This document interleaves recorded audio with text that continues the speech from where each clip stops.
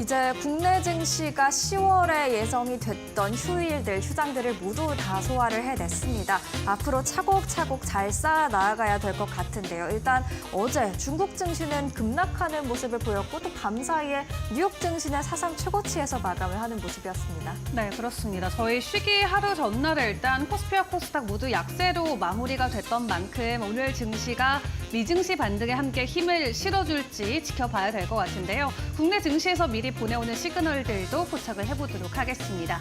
일단 간밤 뉴욕 증시 상황부터 점검해 보도록 할 텐데 뉴욕 증시 분위기 어땠을까요? 네, 아주 좋았습니다. 이 훈풍이 국내 증시로 고스란히 전해지기를 바라는데요. 다우지수 1% 이상 상승했고요. S&P 500 지수 0.71% 상승하면서 사상 최고치 마감을 했고요. 기술주 중심의 강세가 돋보인 덕분에 나스닥 지수도 0.6% 강세를 보였습니다. 9월 FOMC 의사록이 장중에 발표가 됐는데 전반적으로 시장의 상승세를 흔들리게 하는 요인은 없었던 것으로 판단이 됐습니다. 히트맵을 통해서 수요일장 전체적인 분위기도 확인해 보시죠. 오른 종목이 초록, 내린 종목이 빨간색을 띠고 있는데요. 기술과 헬스케어 섹터가 상승장을 주도한 가운데 빅테크 흐름은 좀 엇갈렸습니다. 애플, 아이폰 16에 대해서 계속해서 엇갈린 의견들이 나오고 있습니다. 교체 사이클이 생각보다 강하지 않을 것이란 의견들이 계속해서 나오고 있지만 일단 밤사이 애플의 주가는 1% 이상 상승을 했고요. 엔비디아 0.18% 하락했습니다. 지금 장중 대비로는 낙폭을 그래도 꽤 많이 줄였습니다. 전고점 돌파를 눈앞에 두고 있는데 이 전고점 돌파를 앞두고서 좀 쉬어가는 모습들 나오고요. 반면 브로드컴 그리고 퀄컴, 텍사스 인스트루먼트, 기타 다른 반도체주 상승 마감한 종목들 꽤 눈에 보였습니다. 그리고 구글, 알파벳은 1.6% 하락했고요. 아마존은 1% 이상 상승세, 그리고 로보택시 이벤트를 앞두고 있는 테슬라, 중국에서 3분기 출하량이 좋았다라는 소식에도 불구하고 밤사이 1% 이상 하락했습니다. 빅테크 이슈 조금 더 자세하게 들여다보겠습니다. 애플 파이퍼 샌들러가 10대들을 대상으로 설문조사를 진행했는데요. 응답자 중 22%가 가을과 겨울에 아이폰 16으로 업그레이드 할 것이라고 답했다고 합니다. 하지만 22% 전년 대비해서는 좀 감소한 수치이기 때문에 교체 사이클에 대한 기대감이 계속해서 약한 흐름을 보이고 있습니다. 그럼에도 불구하고 애플의 주가는 오름세를 보였고요. 엔비디아 아직까지 시가총액 2위지만 전고점 돌파 앞두고 쉬어가는 모습들 나오고 있습니다. S&P 500 지수가 사상 최고치를 다시 썼고 그리고 여기에다가 엔비디아도 만약에 전고점을 돌파하게 된다면 AI 관련주를 중심으로 한 시장 상승세가 이어질 수 있다라는 의견들 나와 있으니까요. 전고점 돌파할지 지켜보셔야 될 것 같습니다. 아마존 1% 이상 오르는 모습이었죠. 처방약 당일 배송 지역의 도시 20곳을 추가한다고 발표했는데 이렇게 되면 미국 절반 지역에 가까운 그런 해당되는 지역에 이 당일 배송, 처방약을 당일 배송할 수 있는 업체가 되게 됩니다. 캔터, 피츠제럴드 비중 확대 의견 유지했지만 목표 주가는 그래도 소폭 하향 조정했다는 점은 참고하실 필요가 있을 것 같습니다. 그리고 구글도 다시 한번 들여다봐야 될 것 같은데요. 강제 기업 분할을 검토 중이다라는 소식이 들리면서 밤사이에 주가 1% 이상 하락을 했습니다. 검색 시장에서의 구글의 독점을 방지하기 위해 여러 가지 방안들이 검토가 되고 있는데 그중 가장 강력한 게 바로 기업 분할이 되겠습니다. 2025년 8월에 최종 결정이 날 예정인데 기업 분할을 강제하는 방안이 채택이 된다 하더라도 구글은 항소할 예정이기 때문에 최종 결정까지는 꽤 오랜 시간이 더 걸릴 것으로 보여집니다. 한편 구글은 이 검색 시장 외에도 앱스토어나 온라인 광고 시장과 관련된 다른 반독점 소송도 함께 지금 진행이 되고 있어서 앞으로 규제 당국의 이런 압박들이 주가에 어떻게 작용할지 계속해서 지켜보셔야 될 것 같습니다. 그리고 장중에 9월 FOMC 의사록이 공개됐다고 말씀을 드렸는데요. 9월 FOMC 의사록을 보니 참여자들 간의 금리 인하 속도를 두고 이견이 있었던 것이 확인이 됐습니다. 일부 참여자들이 0.25%포인트 금리 인하를 선호한다고 밝혔고 또 일부는 0.25%포인트 인하를 지지하려 했지만 마음을 바꿨다. 이런 내용들이 있었는데 이 가운데 0.5%포인트냐 0.25%포인트냐 많은 의견 충돌이 있었던 것으로 보여집니다. 보여지고요. 0.25%포인트 인하를 지지한 이유를 그러니까 들어보니까 금리가 미치는 영향을 보며 현재 정책이 얼마나 제약적인지 판단할 수 있는 시간이 좀 필요했다라는 의견이 있었고요. 또 정책 정상화에 대해서 시장에 좀 예측 가능한 그런 경로를 보여주기 위해서는 0.25%포인트가 더 적절하다라는 의견도 있었던 것으로 보여집니다. 하지만 이렇게 좀 논쟁이 활발했던 9월 FOMC 이후 9월 깜짝 고용이 나타난 만큼 11월에는 금리가 0.25%포인트 인하되는 것이 아니라 동결될 가능성도 높다라는 이야기들 속속 들리고 있고요. 또 이날 연준 위원들의 발언들이 있었는데 일단 댈러스 연은 총재는 물가 상승률이 목표치인 2% 이상에서 멈춰설 수 있는 만큼 그래도 점진적으로 금리를 인하하는 것이 좋다라면서 0.25%포인트 인하를 조금은 선호하는 모습들 나타냈습니다. 또 미 연준 부의장 고용 시장을 강하게 유지하기 위해서 비커드를 했었는데 계속해서 데이터를 주시하겠다라고 말했죠. 즉 고용 시장이 강하면 더 이상의 비컷은 없다라는 말을 우회적으로 돌려서 한 것으로 보여집니다. 그럼 계속해서 다음 이야기 한번 확인을 해볼까요? 그렇기 때문에 어쨌든 0.25%포인트 인하가 되든 동결이 되든 미국 경제에 대한 연준 위원들의 자신감이 강하다는 것은 확인할 수가 있었는데요. 이럴 경우 JP모건은 경제 회복 추천주를 한번 주목해보는 것이 어떤가라는 이야기를 했습니다. 경제가 약했던 부분들이 연말을 앞두고 회복세를 보여야 하는데 만약에 회복세가 보일 경우 뒤처졌던 종목들이 올라올 수 있는 만큼 다음과 같은 종목들에 좀 눈여겨보면 어떠냐라는 의견을 제시한 건데 대표적으로 소비가 크게 일어날 수 있는 포드, 자동차 관련주도 포함이 되어 있고요. 그리고 우리가 쉽게 소비할 수 있는 스타벅스, 울타뷰티, 그리고 룰루레몬, 허쉬 등 관련된 그런 종목들 많이 올라와 있는 모습입니다. 경제가 계속해서 회복 수준을 밟게 된다면 관련 종목들도 한번 체크를 해보시는 게 좋을 것 같습니다. 그렇다면 미국과 한국 연결시켜 보도록 하겠습니다. 일단 S&P 500 지수 그리고 다우 지수까지도 사상 최고치 마감을 했죠. 어제 중국 증시가 좀 흔들림이 강했는데 과연 국내 증시로 이러한 강한 투자 심리가 이어질지 확인해 보셔야 될 것 같고요.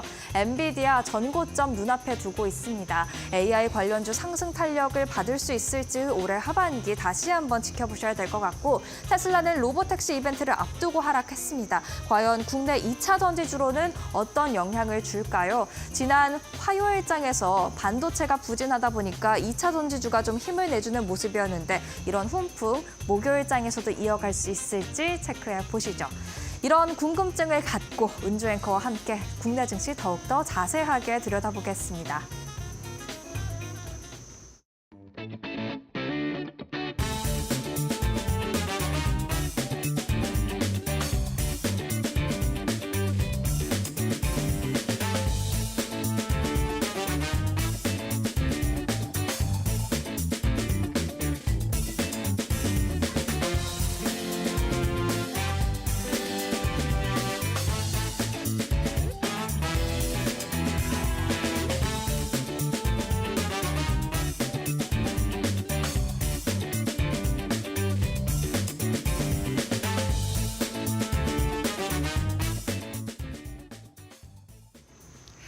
네, 어제 중국 증시가 90년대 후반 이후로 역대 최악의 하루를 보냈습니다. 그런 가운데 간밤 미국 증시에서는 다시 한번 사상 최고치 랠리가 이어졌는데 오늘 우리 국내 증시의 분위기는 어느 쪽에 초점을 맞출지가 굉장히 궁금해지는 시간입니다.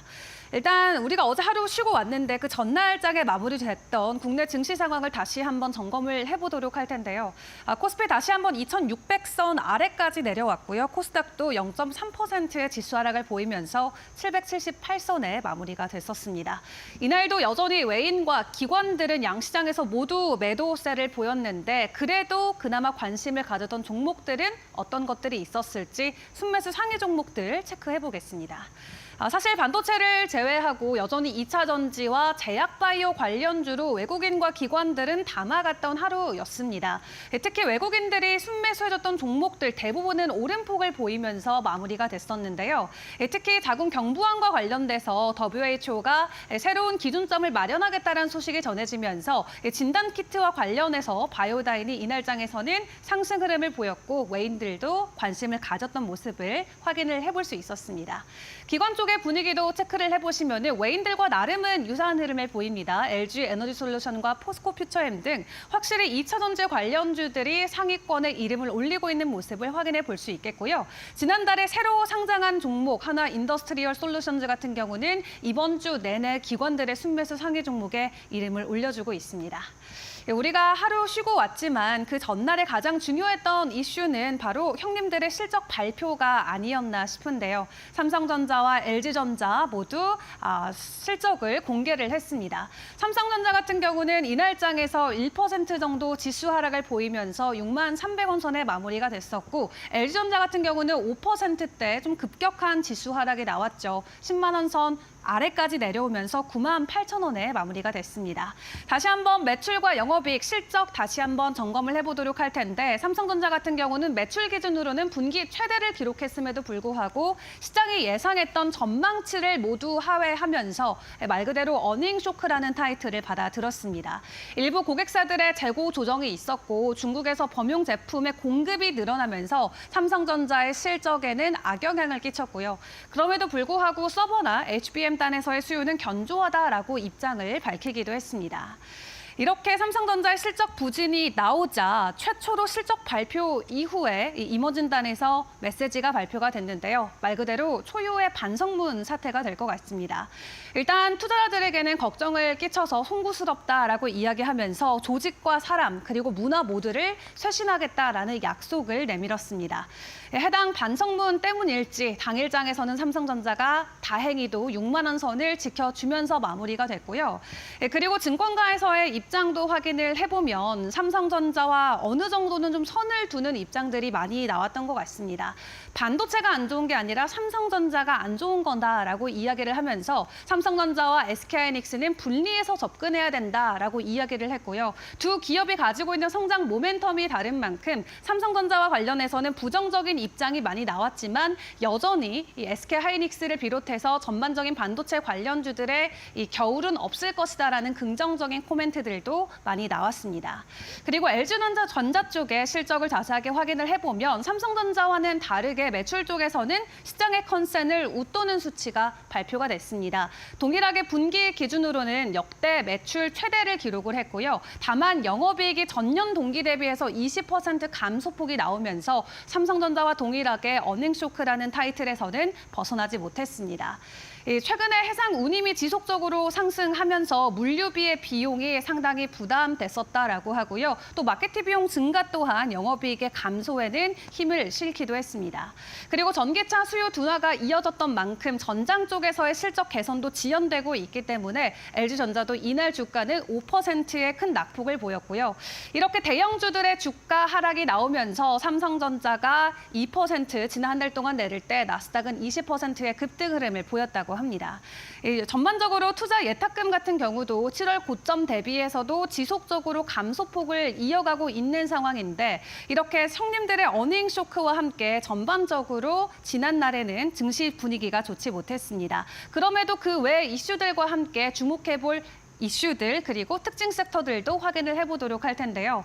코스피 안에서의 상승 종목과 하락 종목, 코스닥 안에서의 상승 종목과 하락 종목을 봤을 때는 거의 2배 이상 차이가 났던 하루였습니다. 형님들의 실적 때문에 많이 놀랬을 증시지만 그럼에도 불구하고 개별주들의 이슈들은 전해졌고요. 전일장에서 펩트론이 시간의 거래에서 상한가 안착을 하면서 함께 지켜보자 말씀을 드렸었는데 이날장에서 25%대 강한 상승 흐름을 보이면서 비만 치료제 전반적으로 온기가 퍼지는 풀리는 모습 나왔고요. 그리고 어제 중국 증시 급락하기는 했습니다만 그 전날까지 국내 증시에서는 중국 증시와 관련된 부양책의 기대감을 그대로 주가에 반영하면서 마무리를 지었습니다. 대화제약이 상한가 안착했고요. 보락도 동일하게 상한가 안착하면서 일단 경기 부양책과 관련해서 오를 수 있는 종목들은 지속적으로 연속 시세를 내줬습니다. 다만 어제 중국 증시의 부정적인 분위기가 오늘 관련주들에게는 어떻게 흐름이 전개가 될지 지켜보는 것도 중요할 것 같고요. 2차 전지와 전기차 관련주들 안에서도 LG엔솔 관련주들이 유독 긍정적인 하루를 보냈었죠. LG엔솔의 3분기의 실적이 굉장히 긍정적이다라는 전망치와 함께 이 벤츠 계열사와 함께 전기차 배터리 공급 계약을 체결하면서 LG엔솔 자체도 4%대 상승을 보였고요. 세아 메카닉스와 알맥 또한 10% 가까운 상승 흐름을 보여주기도 했습니다. 그럼 오늘 개장하기 전에 우리가 확인해 볼 주요 이슈는 어떤 게 있을까요? 어제 전해졌던 가장 큰 소식은 바로 우리나라 국채가 세계 국채 지수에 편입이 됐다라는 소식이 될 것 같습니다. 말 그대로 깜짝으로 전해졌던 소식인데 편입 전의 상황을 확인을 해보면 GDP 세계 10개국 안에서 이 해당 지수에 들지 못한 유일한 국가가 한국과 인도였고요. 그렇기 때문에 22년도부터 한국은 관찰 대상국에 지정이 된 이후로 여러 가지 요건을 충족하기 위해 노력을 했고 이번에 드디어 최종적으로 편입이 됐다는 소식이 전해졌습니다. 편입하고 나서의 흐름들도 함께 파악을 해봐야 될 것 같은데 일단 다른 국가들의 사례를 지금까지 확인을 해보면 보통 편입 발표 직후부터 금리나 환율에는 큰 영향이 있었다고 합니다. 해당 지수에 편입됐다는 것 자체가 우리가 앞으로 최대 90조 원 규모의 외국인들의 자본 투자 유치에 기대감을 가져갈 수 있는 부분이 될 수 있고 편입 비중 자체가 사실 크진 않습니다. 다른 국가들에 비해서는 비교적 약소한 모습이지만 이 2.2%의 편입 비중 자체가 금리 효과를 추가적으로 인하하는 부분에 대한 영향까지 가져갈 수 있다는 부분은 긍정적으로 함께 지켜볼 수가 있겠죠. 당장 내년 11월부터 추가가 될 예정이라고 하는데 다만 이 러셀 쪽에서의 입장을 확인을 해보면 국내 증시와 관련돼서 여전히 우려감을 표명하고는 있습니다. 특히 공매도와 관련된 코멘트를 직접적으로 내놨는데 현재 공매도 금지가 연장돼서 내년 3월까지 시행이 되죠. 근데 이런 부분을 놓고 글로벌 투자자들은 여전히 부정적인 시각을 가지고 있다라고 이야기를 했고요. 국내 안에서도 이를 놓고 주식시장의 개선은 꼭 필요하다라면서 조치와 관련된 촉구의 목소리를 내기도 했습니다. 세계 국채지수 내년 11월부터 반영이 되지만 보통 이런 발표 직후부터 다른 국가들은 변동성이 나왔다라고 하니까 오늘 국내 증시로 또 해외 자본들 혹은 수급들이 강하게 들어와 줄 수 있을지 기대감 함께 가져보셔도 좋을 것 같고요. 마지막으로 다시 한번 반도체와 관련된 부분 점검을 해보도록 하겠습니다. 지금이 위기일지 기회일지 많은 분들이 혼란스럽고 굉장히 헷갈리실 것 같습니다. 삼성전자가 장중에 계속해서 5만 전자를 터치를 해주고 있고 하이닉스도 삼성전자 때문일지 지속적인 살 얼음판을 걷고 있는데요. 그럼에도 우리가 주목을 해볼 부분은 글로벌 수요가 될 것 같습니다. 일단 삼성전자 실적까지 확인을 했는데 다음에 중요한 실적은 이제 10월 17일에 있을 TSMC의 실적 발표가 될 것 같은데요. 일단 잠정 컨센을 놓고 봤을 때는 9월 매출 전년 대비해서 40% 증가가 예상되면서 시장의 컨센보다도 더 긍정적일 것이다라는 의견들이 많이 나오고 있고 그리고 주가 측면에서 놓고 보더라도 엔비디아 주가가 지난 5거래일 동안 10% 넘게 또 급등을 하는 모습이 나왔습니다. 4분기가 되면서 블랙웰 수요와 관련된 기대감이 계속해서 주가를 움직이고 있고요. 또 8일에 나왔던 가장 긍정적이었던 이슈는 폭스콘이 블랙웰을 만들기 위한 공장을 현재 멕시코에 대규모로 건설하고 있다는 게 되고 세계에서 가장 큰 규모의 공장이 될 것이라고 합니다. 이렇게 큰 공장을 짓는 이유는 말 그대로 그만큼 수요가 충분하기 때문이다라는 자신감으로 우리가 풀이를 해볼 수 있기 때문에 삼성전자는 긍정적이지 못할지언정 전반적인 글로벌 AI 수요는 여전히 강력하다라는 것을 우리가 미국 증시를 통해서 함께 확인을 해볼 수 있었고요. 이를 놓고 멜리우스 리서치에서도 엔비디아 연말 추가 상승이 기대된다라고 이야기하면서 AI 투자의 지속적인 기대감을 키웠습니다. 그리고 내년도 들어서의 HBM 3사의 출하량의 전망치를 놓고 보더라도 올해 대비해서도 2배 이상의 증가폭이 예상되고 있는 만큼 수요 면에서는 확실한 부분을 체크가 가능해 보였는데요. 그렇기 때문에 이것은 반도체 겨울이 아닌 삼성전자 삼성전자의 겨울이다라는 코멘트까지 계속해서 나오고 있습니다. 부진한 삼성전자지만 최근에 주가 하락이 있었던 반도체 관련주들에게는 오히려 기회장이 될 수 있을지 오늘 증시의 흐름도 함께 체크해 보시면 좋을 것 같습니다. 지금까지 국내장 함께 확인해 봤습니다.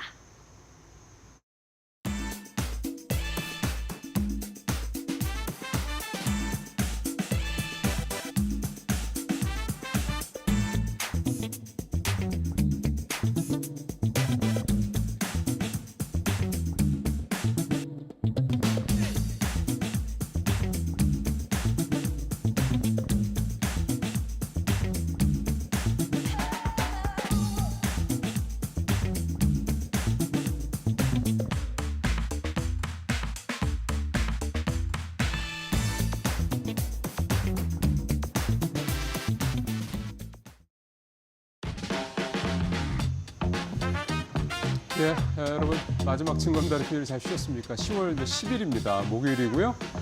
이데일리 TV 뉴스 브리핑 시작하겠습니다. 예, 어제 새벽이죠. 굉장히 좀 반가운 소식입니다. 우리가 WGBI 이게 이제 세계 국채 지수라는 건데 이 세계 국채 지수라는 거는 선진국 국채 클럽 정도로 이해하시면 될 것 같고요.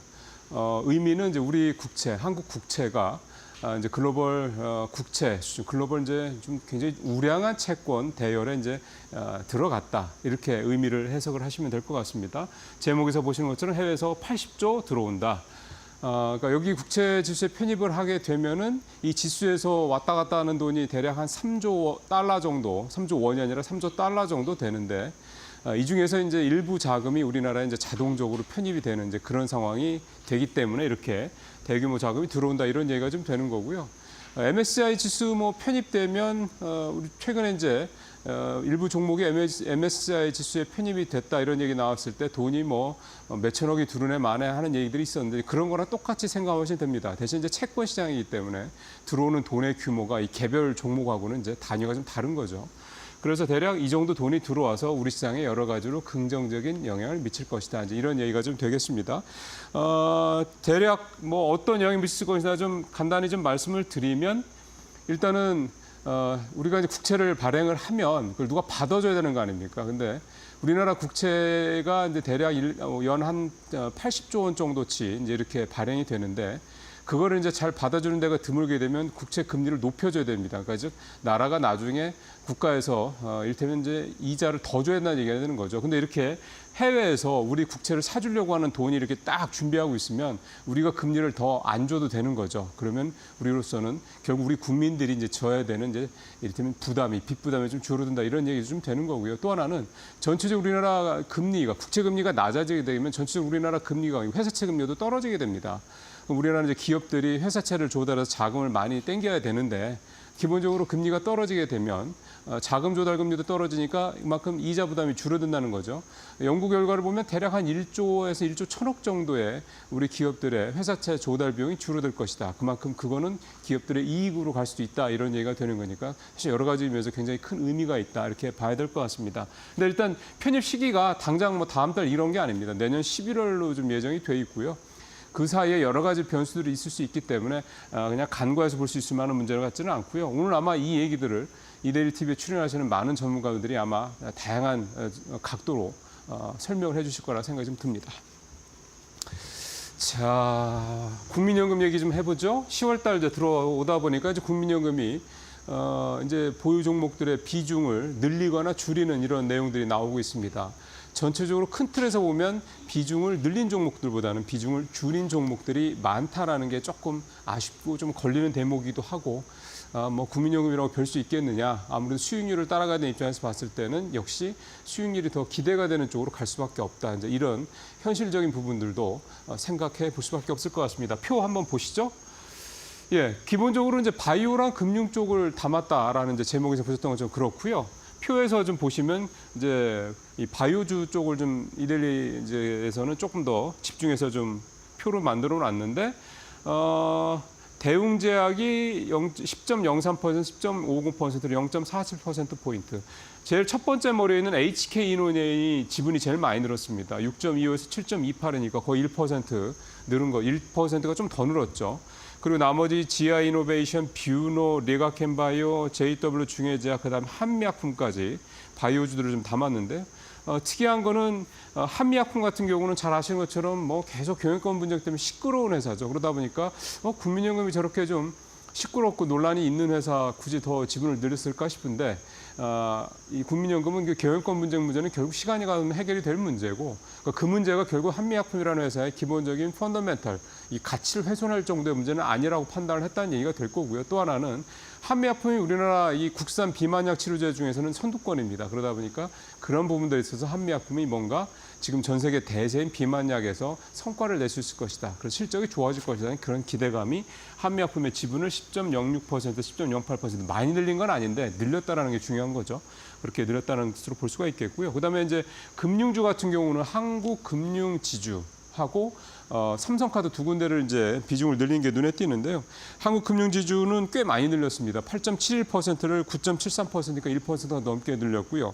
삼성카드는 또 5.0%, 6.02%, 1%포인트가 넘게 올렸습니다. 그러니까 이 두 회사의 지분을 1%포인트 이상 이렇게 크게 늘린 이유도 역시 한국금융지주는 밸류업에 포함된 측면도 있고 삼성카드는 밸류업 지수에 포함되지는 않았지만 역시 두 회사가 모두 실적이 좀 긍정적으로 기대가 된다. 그리고 금리가 내려갔을 경우 영업이 호전될 것이다. 이런 부분들이 이 금융주 두 종목의 국민연금이 보유 비중을 늘린 이유로 좀 해석을 해볼 수가 있겠습니다. MBK가 선수를 쳤다라는 생각이 좀 듭니다. 공개 매수가 더 안 올리겠다. 그래서 이제 내일 11일 날 이제 이 고려아연의 주가가 이제 분순이 될 것이다. 이런 이제 기사 제목이 되겠고요. 표에서 보시는 거 한번 보죠. 고려아연은 55만 원대에서 시작을 해서 지금 77만 원대까지 갔죠. 공개 매수 가격은 잘 아시는 것처럼 83만 원이고 영풍정밀은 굉장히 많이 올랐습니다. 9,300원대였던 주가가 지금 33,800원까지 올랐으니까 261% 올렸으니까 3배가 펄 넘게 오른 그런 상황인 거죠.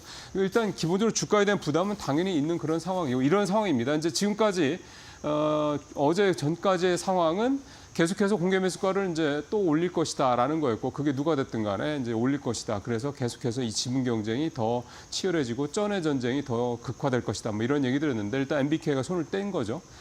이유는 이제 아무래도 이복현 금융감독원장이 너네들 지켜보고 있어라고 경고음을 냈던 거 이걸 좀 의식했다고 볼 수가 있겠고요. 또 그다음에 지난주에 얘기가 나왔던 것처럼 이 세금 문제에 있어서도 고려아연 측이 기관 투자들한테는 좀 더 고려아연 측의 편보다는 MBK 측으로 가는 게 이 세금 문제에 있어서도 한 10%포인트 정도 기관 투자들 특히 입장에서는 낫다라는 그런 해석이 시장에서 나오고 있는 점도 좀 영향을 미친 거로 볼 수 있을 것 같습니다. 그러니까 시장에서 계속 뭐 배임 얘기니 승자의 조준 이런 부정적인 얘기들이 나오기 시작하니까 MBK 측에서 이제 이 정도 선에서 끊는 게 낫겠다라는 생각을 한 것 같고요. 판세가 자기네 쪽에 유리하게 지지 여론 같은 게 오고 있다고 보고 있다라는 생각도 좀 드는 거고 그런 판단을 MBK 측에서 했다고 봐야 되는 거고요. 이제 결국 이제 완전히 최윤범 회장 측으로 이제 공이 넘어간 상황이 되는 건데 이제 과연 여기서 공개 매수가를 더 올릴 것이냐, 앞서 말씀드린 이런 부담을 안고 계속 갈 거냐, 이 부분에 대한 이제 고민이 앞으로 하루 이틀 사이에 이번 주말까지 좀 이어질 거로 생각이 좀 됩니다. 근데 여기까지 왔는데 과연 이제 싸움을 멈출 것이냐, 이 상태에서 질 가능성이 높은데 과연 싸움을 멈출 것이냐, 이 부분이 이제 최 회장 측의 가장 큰 고민거리라고 볼 수가 있겠습니다. 마지막 얘기는 파킹 ETF 얘기인데요. 원래 이제 시장의 대기성 그 자금 뭐 상품 많이 얘기되는 게 MMF, 그다음에 CMA 이거 얘기 많이 하죠. 그다음에 뭐 고객 예탁금은 이제 빠지기 이거는 뭐 크게 금리를 주는 건 아니니까 이거는 상품이라고 하기는 좀 그렇고. 근데 요즘엔 파킹 ETF가 되게 인기입니다. 왜냐하면 파킹 ETF가 CMA나 MMF보다 저도 한번 이 시간에 뉴스 브리핑 시간에 한번 말씀드린 적이 있었는데 그때 제 기억으로도 한 1%포인트 정도 금리가 더 높더라고요.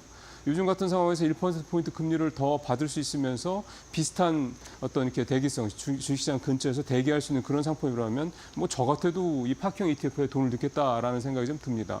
그러니까 파킹 ETF가 그러면 MF나 CME처럼 정말 원금의 손실에 이런 부분들을 전혀 걱정할 때도 걱정하지 않을 정도로 안전한 상품이냐. 이제 그거는 이제 기초자산이 이제 기본적으로 원금이 보장이 되는 안전자산이기 때문에 그런 건데 일단 CD 금리에 연동하기도 하고요. 그다음에 초단기 채권, 그러니까 기본적으로 채권이나 CD 금리를 통해서 이제 그 자금을 이제 담아두는 거고, 그걸 이제 일할 계산을 하는 복리 개념으로 이런 상품이기 때문에 기본적으로 이제 원금 손실에 대한 부담을 갖고 접근하실 필요는 전혀 없는 거라고 보면 되는 거고. 그러면 이제 왜 중요한 거는 이데일리 기사에서도 제목에서도 나온 것처럼 왜 파킹 ETF 이렇게 뭉칫돈이 가느냐, 불안한 거죠. 삼성전자 실적 나왔습니다만 예상했던 것보다 더 안 좋았고요.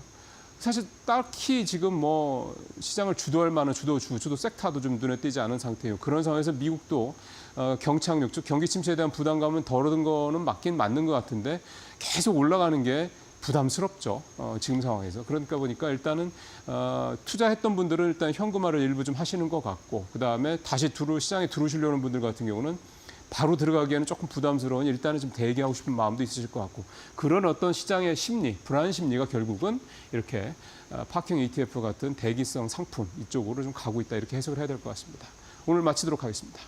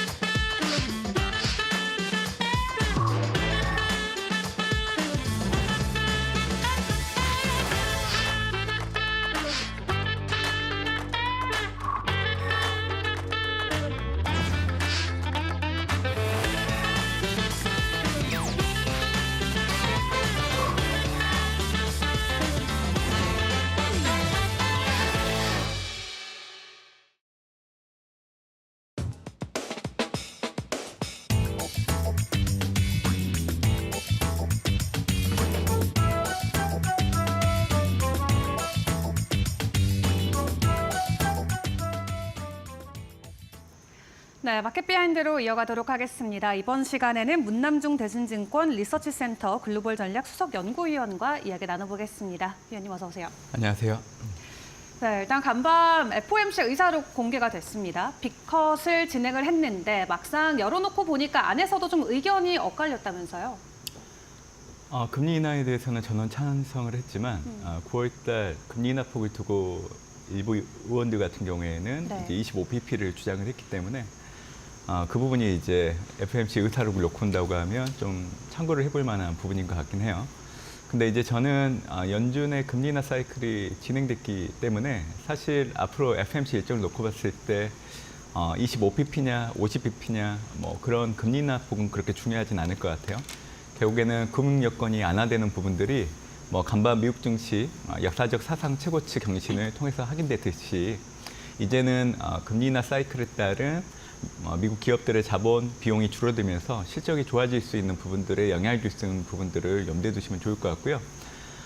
올해 그 9월 소정경제 전망을 놓고 온다고 하면 연준이 생각하고 있는 최종 정책금리의 중위값을 놓고 봤을 때 올해 연내 50bp 추가적으로 더 인하하겠다는 부분들을 우리가 엿볼 수가 있었는데 레인지 하단을 놓고 온다고 하면 경제지표 결과에 따라 75pp 정도까지 염두에 두고 있는 상황입니다. 그러니까 경제지표 결과에 따라서는 시장 예상보다 금리 인하 폭이 조금 더 내려갈 여지도 있다라는 거 기억을 해 놓으시면 좋을 것 같고요. 더 중요한 거는 아마 11월 FOMC가 다가올수록 이제는 올해 남아있는 금리 인하 폭이 아니라 내년도 금리 인하 폭이 어느 정도 될지에 대한 관심으로 옮겨갈 수밖에 없습니다. 내년도 연준이 생각하고 있는 최종 정책금리 중위값을 놓고 봤을 때 3.4 정도를 평균값으로 제시를 했었는데 내년도 100bp 정도 인하를 한다라는 거죠. 근데 내년 같은 경우에는 경제지표 결과에 따라서 또 150bp 정도까지 더 인하할 수 있는 여력들을 레인지 하단을 통해서 제시를 했기 때문에 그래서 저는 뭐 FOMC 의사록 자체를 확인하는 건 되게 좋지만 이제는 뭐 금리 인하폭 여부보다는 금리 인하 사이클이 진행됐다는 부분들에 더 염두를 줬으면 좋겠다는 생각을 좀 해보고 있습니다. 네, 얼마나 더 많이 내릴지 보다는 그 금리 인하 사이클 자체가 시작된 것에 우리가 집중을 하면 좋겠다 말씀을 주셨습니다. 자, 그리고 또 어제 함께 전해졌던 소식 중에 우리 국내 증시에 또 큰 영향을 미칠 수 있는 이슈가 바로 우리 국채가 세계 국채 지수에 본격적으로 편입이 된다라는 소식이 될 것 같습니다. 시장에서는 기대감 아주 크게 가지고 가는 것 같은데 오늘 바로 반영이 될까요? 일단 뭐 최근에 이제 국내 증시는 호재가 그렇게 없었기 때문에 네. 간밤에 들려온 소식 자체는 긍정적인 요인이라고는 하지만 지금 당장 그 자금들이 들어오는 건 아니거든요. 그러니까 아마 기대감 부분들이 증시 하단을 좀 높이는 데 영향을 주는 정도로 네. 해석을 좀 제한해서 받아들이면 좋지 않을까 생각합니다. 너무 큰 기대감은 또 실망감으로 찾아오기 때문에 그걸 염두에 두고 얘기를 드리는 거고요. 말씀드린 것처럼 내년 11월부터 WGBI 지수에 이제 한국이 편입되기 시작을 하는데 지금 그 자금 추정 금액이 2조 5천억 달러 정도 됩니다. 근데 한국 편입 비중이 2.2% 정도 되기 때문에 추정하는 기간마다 어느 정도 유입될지에 대한 부분들은 좀 다른 각도로 좀 바라보고 있지만 일단 75조 원 정도 이상 국내로 내년 하반기 때부터 자금이 들어올 걸 염두에 두시면 좋을 것 같습니다. 사실 한국 국채 신뢰도가 높아지는 거기 때문에 네. 애한시장의 안정성을 좀 높일 수 있는 부분들을 염두에 두시면 좋을 것 같고요. 말 그대로 국내 주식 자금이 들어오는 건 아니거든요. 그렇기 때문에 채권시장 안정, 특히 외환시장의 변동성을 줄이는데 톡톡한 역할을 하지 않을까라고 생각을 해봅니다. 그리고 뭐 편입이 결정되긴 했었지만 지금 남아있는 부분들을 놓고 온다고 하면 결국 공매도 관련된 부분들도 정부에서 어느 해결책을 또 내어놓을지에 따라서는 좀 달라질 수 있는 부분들이 있기 때문에 이 부분을 염두에 두시면 좋지 않을까 생각하고 있습니다. 네, 해당 이슈 자체가 지수의 상승 견인보다는 하단을 좀 잘 방어해주는 어느 정도 요소는 할 수 있다. 그렇기 때문에 큰 기대감을 가져가는 것보다는 일단 상황을 지켜보자 말씀을 주셨고요. 그리고 또 간밤에 중동 리스크 때문에 최근에 급격하게 올랐었던 유가가 되려 급락하는 모습이 나왔습니다. 어제 중국 증시에 좀 급격한 급락도 어느 정도 영향을 줬었을 것 같은데 최근에 나왔었던 이러한 유가의 변동성, 저희가 어떻게 좀 대응을 하는 게 좋을까요? 중동 불확실성 때문에 최근에 국제 유가가 급등하는 모습을 좀 보였는데 뭐 과거 경험상 이런 흐름들은 이례적으로 끝날 여지는 있다라고 생각을 합니다. 중동 불확실성은 뭐 갑자기 떠오른 새로운 뉴스는 아니에요. 그동안 1년 가까이 우리가 접해왔던 뉴스이기 때문에 새로운 건 없습니다. 다만 올해 4월 달에 있었던 뭐 이스라엘 또 이란 간의 상호 간 공격과 비교를 해가지고 몇 가지 차이점은 분명히 있는 것 같아요. 이스라엘 헤르볼라 전면전을 앞두고 이란이 개입할 수 있는 부분들, 이게 좀 달라진 부분들이 있고요. 그리고 이스라엘 총리 같은 경우에는 그동안 미국, EU 등 서방의 만류에도 불구하고 강경하게 대응을 해왔기 때문에 아무래도 지금의 상황들이 호전되는 양상으로 갈 여지가 없을 확률이 훨씬 더 높아요. 그런데 이제 들려온 소식을 놓고 온다고 하면 이란의 핵시설이 아니라 이란의 군사시설을 공격할 수 있다라는 범위로 축소된 부분들을 놓고 온다고 하면 앞으로 이스라엘이 공세적인 태도를 계속 보인다고 하더라도 금융시장에 미치는 영향력은 그렇게 크지 않을 걸로 좀 보고 있습니다. 결국 이란이 개입할 수 있는 확률이 높아졌던 부분들을 염두에 두시면 좋을 것 같고요. 또 예전에 러시아 우크라이나 전쟁 같은 경우에도 발발 초기에는 금융시장 민감도가 상당히 높은 부분들이 있었지만 점진적으로 시간이 지나면서 민감도는 낮아진 부분들을 염두에 두시면 좋을 것 같고 지금 글로벌 증시 장세를 견인하는 동력을 놓고 온다고 하면 빅컷 또 빅푸시로 대변하는 글로벌 주요국들의 금리 인하 동참 행렬 그리고 시장 예상을 뛰어넘는 부양책을 제시하고 있는 일부 국가들 이런 요인들로 인해서 장세가 올라가는 장이기 때문에 중동 불확실성의 영향력은 좀 제한적일 수밖에 없다라고 저는 판단하고 있습니다. 네, 과거 러시아와 우크라이나 전쟁 때도 그랬던 것처럼 초반에는 좀 증시에 영향을 크게 미칠 수 있지만 시간이 갈수록 민감도는 내려갈 것이다 말씀을 주셨고 그럼에도 불구하고 어느 정도 좀 교착 상태로 지금 전쟁이 들어간 것 같아요. 이 틈을 타서 미국이 어느 정도 조금 이야기들을 해보려는 물밑 작업들을 하고 있는 것 같은데 미국의 개입으로 인해서 글로벌 증시 자체의 변동성이 다시 한번 나올 수 있을까요? 아무래도 미국 대선을 앞두고 있기 때문에 미국 현 행정부 입장에서는 중동 불확실성이 더 커지는 거를 그렇게 원하지는 않습니다. 그렇기 때문에 지금 현재 이란과 미국이 비밀리에 접선을 하고 있다라는 언론 보도들이 나오고 있는데 뭐 이런 요인들 때문이라도 중동 불확실성이 지금보다 훨씬 더 확산될 여지는 없다라고 생각을 하고 있죠. 지금 미국 증시를 비롯한 글로벌 증시를 견인하는 축에 대해서 제가 좀 전에 얘기를 해드렸지만 네. 사실 연준이 금리 인하 사이클에 들어가는 게 가장 큰 이유라고 보시면 될 것 같고 지금 이제 10월 달인데요. 2020년 이후 그러니까 팬데믹 기간을 제외를 하고 과거 데이터를 봐야 돼요. 그래서 2021년, 2023년 3년간의 S&P 500과 코스피의 월별 수익률을 놓고 온다고 하면 9월 달 증시 이제 지나갔지만 그때 당시 이제 이 데이터를 가지고 미국 증시, 국내 증시 안 좋다라는 얘기를 좀 들으셨을 거예요. 근데 미국 증시는 반대로 상승해서 마감을 했고 이제 국내 증시는 좀 부진을 보이는 모습을 보였지만 미국 같은 경우에는 10월과 11월 증시 월별 수익률을 놓고 봤을 때 상승장이 계속 이어지는 흐름을 좀 과거 계속 보여왔기 때문에 이번 달 올라갈 확률이 훨씬 더 높다라는 부분들을 과거 경험상 좀 확인을 하시면 좋을 걸로 좀 보고 있고요. 그리고 간밤에 뭐 좋은 소식 많이 들려왔잖아요. TSMC 같은 경우에도 실적 발표를 앞두고 잠정치를 놓고 보니까 매출이 전년과 비교했을 때 37% 정도 더 늘어날 걸로 그렇게 잠정적으로 얘기한 걸 놓고 온다고 하면 지금 엔비디아, 뭐 TSMC, 마이크론을 통해서 AI 픽아웃에 대한 부분들이 사실은 잘못된 부분이라는 거를 우리가 확인할 수 있는 부분들이 있다라고 얘기를 해드리고 싶고요.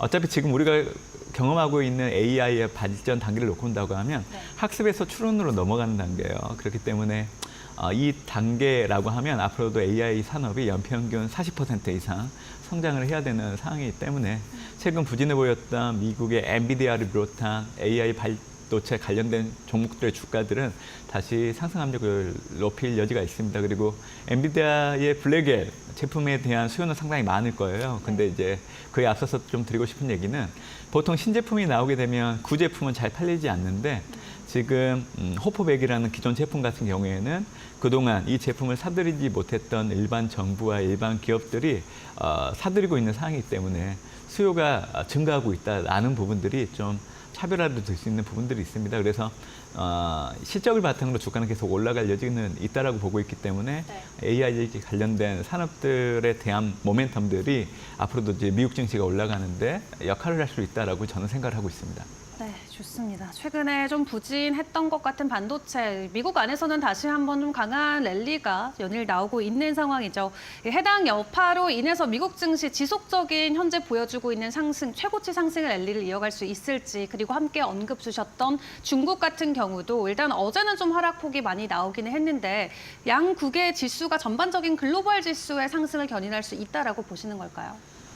지금으로서는 이제 중국 증시는 단기적으로는 급등에 대한 차익 매물이 나오면서 좀 쉬어갈 여지는 있다라고 생각을 해요. 하지만 올해 4분기 연장되면 내년 1분기 때까지는 경기 부양 기대감을 바탕으로 중국 증시의 상방 압력은 과거보다는 높아졌다라고 생각을 해요.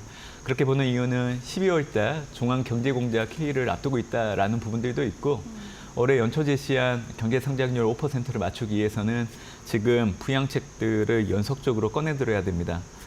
그동안은 이례적인 부양책을 꺼내들었기 때문에 중국 정부가 지금 부동산 시장을 살리려고 노력을 하지만 그게 실질적으로 반영이 안 됐죠. 특히 2019년도 중국의 70대 도시주택가격 추이를 놓고 온다고 하면 간헐적으로 지준율 인하, LPR 인하가 있었던 구간을 제외하고 나면 연속적으로 계속 부동산 시장의 위축이 확인됐기 때문에 올해 성장률을 맞추기 위한 목적도 있겠지만 부동산 시장을 살리기 위한 정책들을 연속적으로 꺼내들기 시작을 합니다. 근데 그 시작점을 결국 연준이 금리 인하 사이클에 들어갔기 때문에 가능했다라고 보시면 됩니다. 그래서 지금 중국 정부가 부양책의 초점은 부동산을 살리기 위한 목적이고요. 이번에 그 부양책이 좀 달라졌다라고 보는 이유는 이번 달 말까지 기존 주택담보대출을 포함한 금리 인하 한 50bp 정도를 지시를 해놓은 상황이기 때문에 분명히 부동산 시장이 이제 차기 발표되는 지표를 통해서 개선되는 모습은 충분히 나타날 것으로 좀 보고 있거든요. 그래서 저는 올해 4분기 연장되면 내년 1분기 정도까지는 중국 증시 방향성 부분에서는 좋다라고 보고 있지만 꼭 기억하실 부분은 중국 증시의 이런 좋은 흐름들을 비중을 줄이는 형태로 대응을 해야 된다 보고 있고요. 앞으로는 신흥국에 투자하실 때는 차이나 엑시트, 인도나 베트남, 그리고 멕시코를 중심으로 투자하시는 게 좋지 않을까라는 생각을 좀 가지고 있는 상황입니다. 네, 단기 반등과 관련된 어느 정도 좀 고점에 대한 부담감이 증시에 나오고 있다 설명해 주시면서 방향성 자체는 하반기까지 계속 좋다 말씀 주셨습니다. 중국이 간밤 좀 흔들리는 모습이 나오긴 했지만 아시아권 안에서 동일하게 좀 긍정적인 증시의 상승을 보여줬던 게 일본이죠. 좀 정치적인 이슈와 함께 맞물려서 증시 상승이 나왔었던 것 같은데 현재 상황 어떻게 보고 계실까요? 이시바 총리가 취임하고 나서 지금 현재 금융시장 상황을 좀 염두에 두면서 일단 BOJ의 금리 인상에 대해서는 점진적으로 좀 해야 되는 부분들에 대해서 많이 강조하고 있는 것 같아요. 그러다 보니까 사실 금융시장 안정이 좀 도드라지고 있는 부분들은 있긴 있는데요. 근데 사실 지금 상황을 놓고 본다고 하면 중동 불확실성 그리고 연준의 금리 인하 폭이 좀 줄어들 수 있고 지금 현재 9월 FOMC 의사록을 확인하고 나서는 11월 달에 금리 인하를 하지 않을 동결 확률이 높아지기 시작을 했거든요. 그러니까 지금 달러 강세로 인한 상대적인 통화가 엔화 약세를 보이기 때문에 일본 증시가 간헐적으로 올라가는 겁니다. 하지만 이시바 총리 같은 경우에는 디플레이션 탈피를 위한 BOJ의 금리 인상에 대해서는 과거부터 지지했던 인물이기 때문에 사실은 올해 12월 달에 일본 채권 시장에서 전망하고 있는 것처럼 금리 인상을 단행할 가능성이 높습니다. 그래서 지금은 취임 초기이기 때문에 안정성을 염두에 두기 때문에 이를 염두에 두고 금융시장과 관련된 발언들을 하고 있지만 아마 12월에 가까워지면 좀 달라질 수 있는 부분들이 있다는 거죠.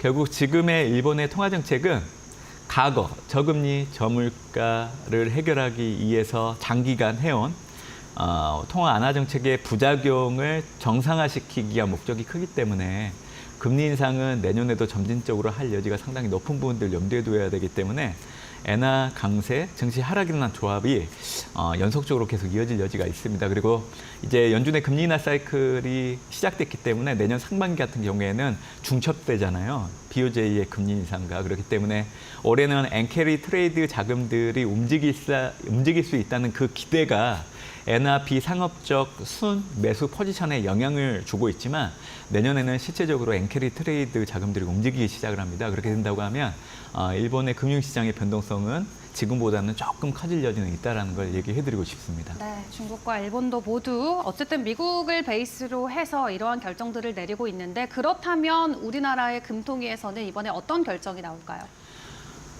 한국의 소비자 물가가 최근에 전년 동월 대비 1.6% 정도까지 떨어졌어요. 네.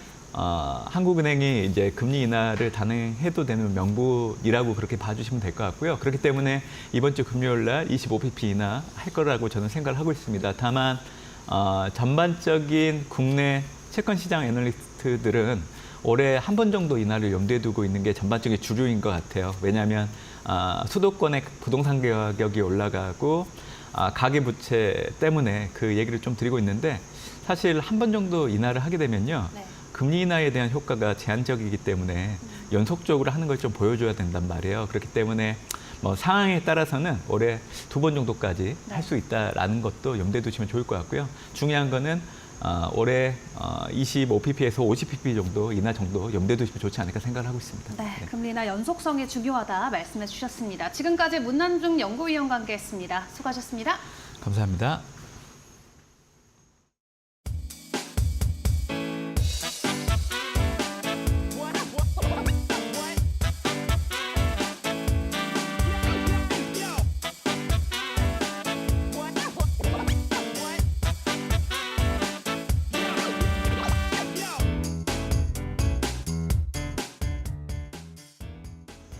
국내 증시 투자 심리는 미국과 중국 어느 곳에 더 중심을 잡을까요? 네, 오늘 개장 상황까지 이데일리 TV와 함께 보시길 바라겠습니다. 저희는 내일 오전에 다시 인사드릴게요. 함께해 주신 여러분 고맙습니다.